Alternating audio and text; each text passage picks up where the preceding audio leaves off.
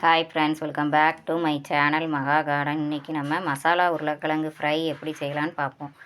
அதாவது இப்போ உருளைக்கிழங்கு ஒரு 1/2 கிலோ உருளைக்கிழங்கு வெட்டி வச்சுருக்கேன். இதுக்கு தேவையானது பச்சரிசி மாவு, 1 ஸ்பூன் பச்சரிசி மாவு, கார்ன்ஃப்ளவர் மாவு கொஞ்சம் எடுத்துக்கிறோம், ஒரு 1.5 ஸ்பூன் கார்ன்ஃப்ளவர் மாவு. எல்லாத்தையும் அது மேலேயே டைரெக்டாக போட்டுக்கிறோம். தண்ணி விட வேண்டாம், பார்த்து தண்ணி விட்டு பிசைஞ்சால் போதும். அப்புறம் கடலை மாவு, கொஞ்சம் கடலை மாவு 1 டீஸ்பூன், ஒரு 2 டீஸ்பூன் போட்டுக்கோங்க. 2 டீஸ்பூன் கடலை மாவு. இப்போ இது கூட நம்ம மசாலா என்ன போடுறோன்னா சிக்கன் 65 மசாலா கூட லைட்டாக உப்பு லேசாக போட்டால் போதும். மசாலாவில் ஏற்கனவே உப்பு இருக்கும்.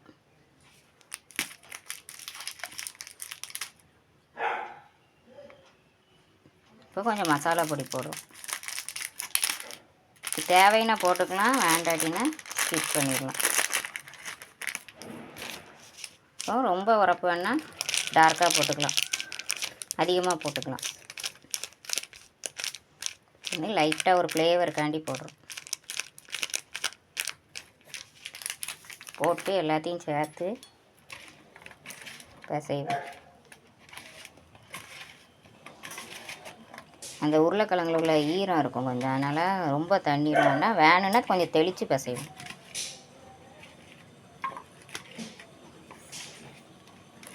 பிசைஞ்சிட்டு காமிக்க ஃப்ரெண்ட்ஸ். இப்போ நம்ம இதெல்லாமே கலந்து வச்சுட்டோம், பிசைஞ்சு வச்சாச்சு. லைட்டாக சிக்கன் 65 மசாலா போட்டிருக்கோம் ஃப்ளேவருக்காண்டி. உப்பு லைட்டாக போட்டிருக்கு. கடலை மாவு, அரிசி மாவு, கார்ன்ஃப்ளவர் மாவு மூணுமே சேர்த்துருக்கோம். இப்போது அடுப்பில் எண்ணெய் கொதிக்க வச்சுருக்கோம். கொஞ்சம் கொதித்தோடனே இதை ஒவ்வொன்றா தூக்கி அதில் போட்டுருவோம். ஃப்ரெண்ட்ஸ், இப்போ எண்ணெய் கொதிச்சிருச்சு. இந்த ஸ்டேஜில் நம்ம ஒவ்வொன்றா அதில் போட்டுரும், எண்ணெயில் போடுறோம்.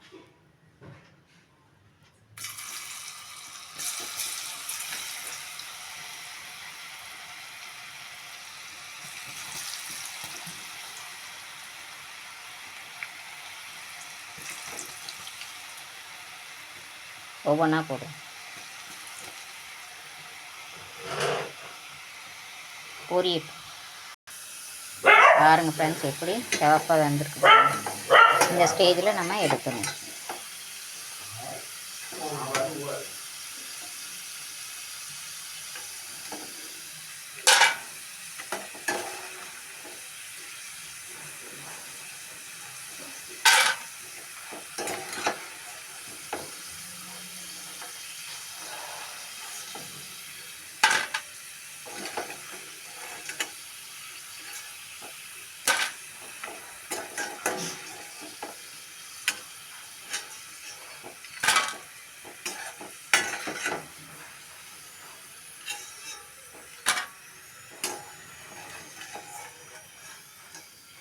அதோட போட்டதெல்லாம் எடுத்துட்டோம்.